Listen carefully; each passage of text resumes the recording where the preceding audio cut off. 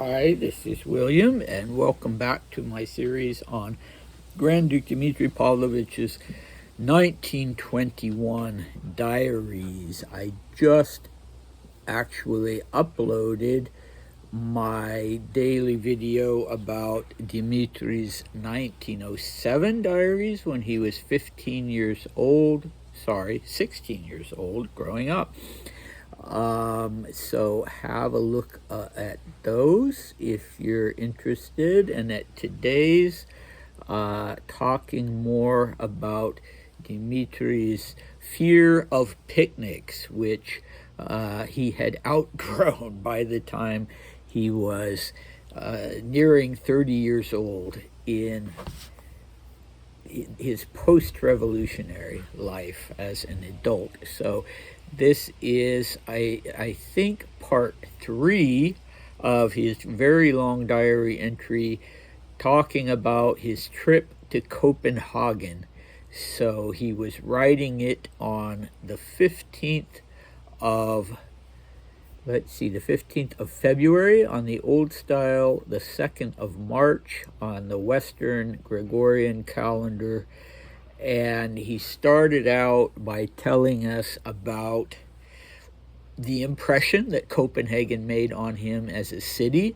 And then in the second part, he talked about 2 ambassadors whom he had met, Harold Scavenius and the Russian Baron Mikhail Meyendorff, and sort of gave his impression of them. And today he's going to talk about 3.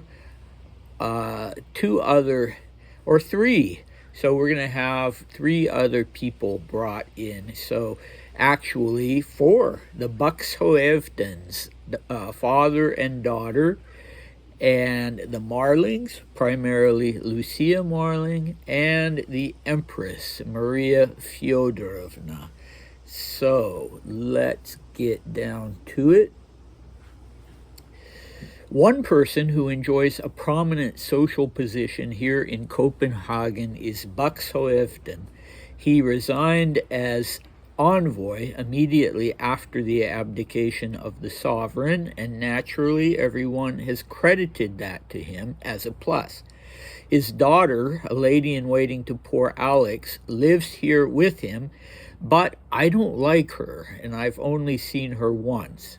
All the Russians here are frightfully grateful to the Marlings for the way they treat them. They especially love Lucia, who never misses an opportunity to emphasize her pro-Russian sympathies. And, of course, everyone knows it, and the Russians speak of her with great gratitude and love. Naturally, I've seen the Empress, Maria Fyodorovna. She's changed frightfully, become shrunken and thin. But her spirits are high. Naturally, she didn't say a single word to me about her sons. Alas, I'm convinced that the poor old lady doesn't have long to live. Her heart attacks are repeated. They're rare, but they nonetheless have long-lasting consequences, causing great weakness.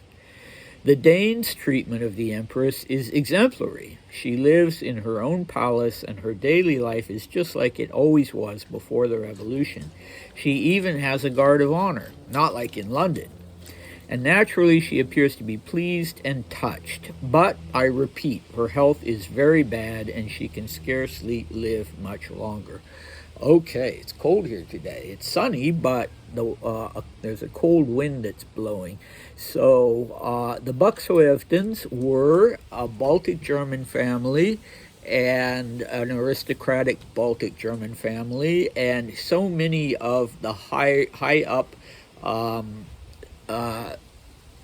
people at court and in the civil service and in the military service in Imperial Russia were Baltic Germans.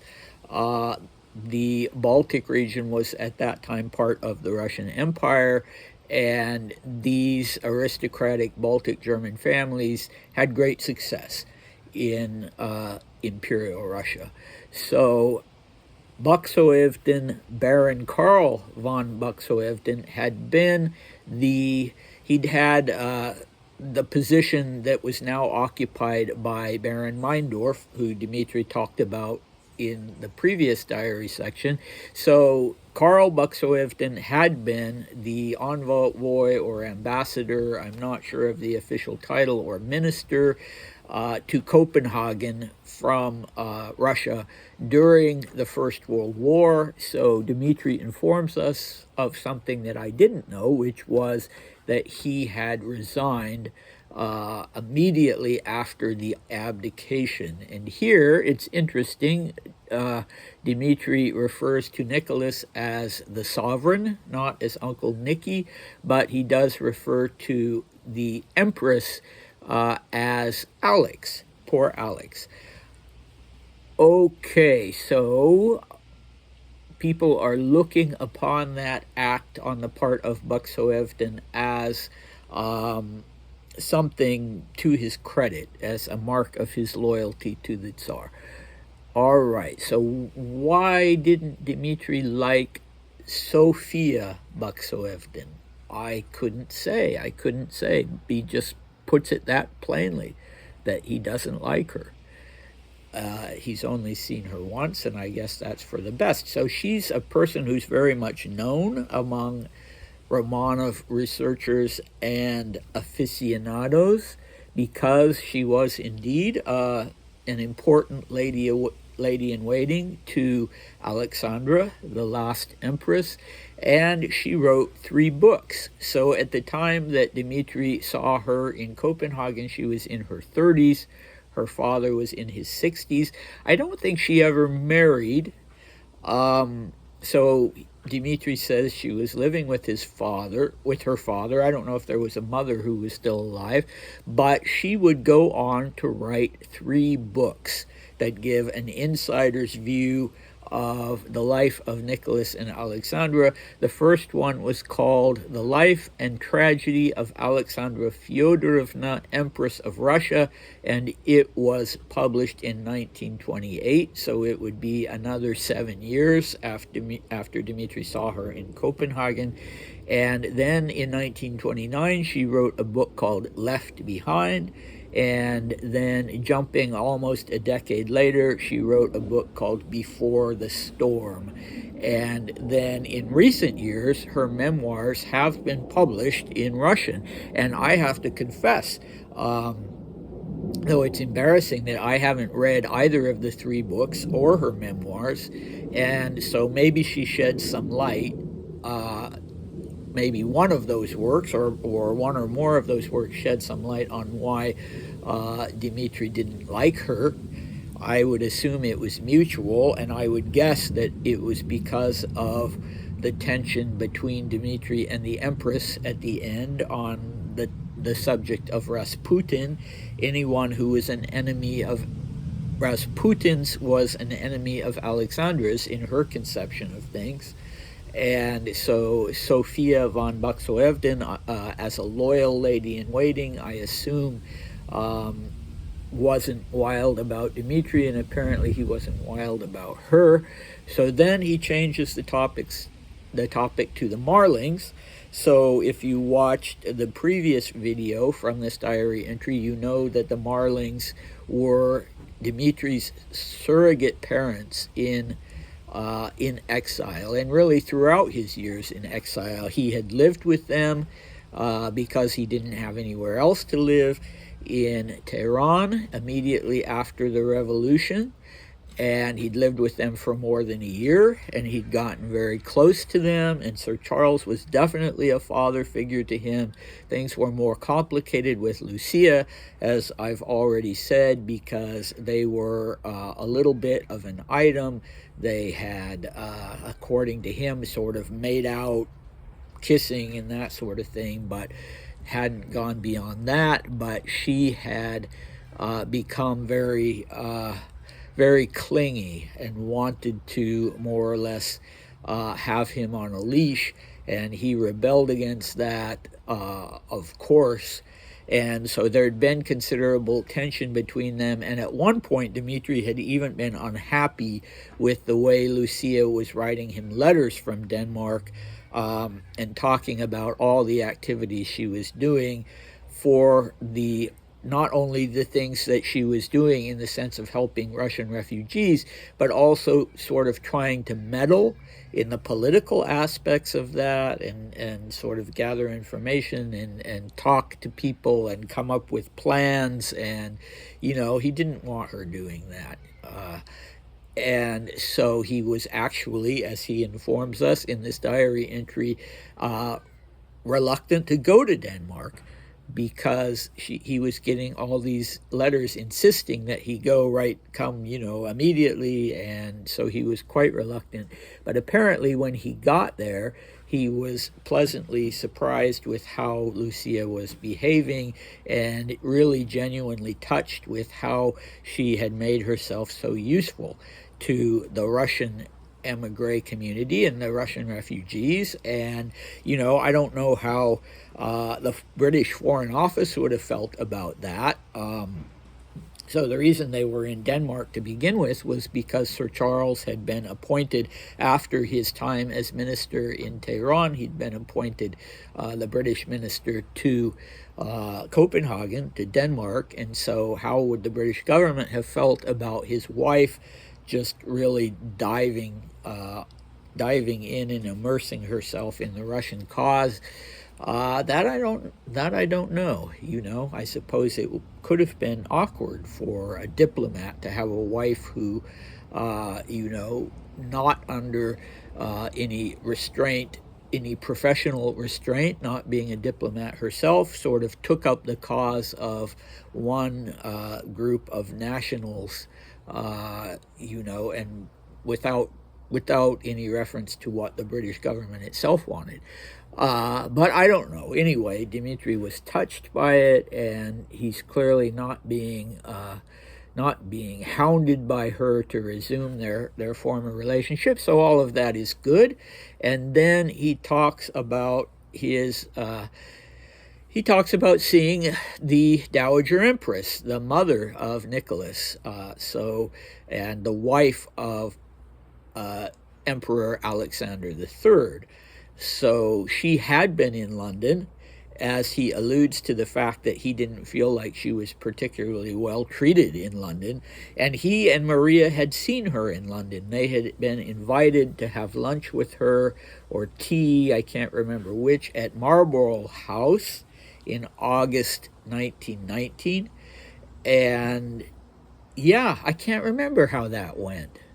I know you described it, but it's slipped my memory. I should have looked that up before I started on today's video. But anyway, now he's pleased to see how well she's being treated in Denmark, and that makes sense because she was Danish. She was the daughter of the Danish king Christian the 10th or something like that. I don't know, but she had come home now, and she would, I believe, spend the rest of her life and pass away in Denmark. And she was welcomed back as a native daughter and a member of the Danish royal family.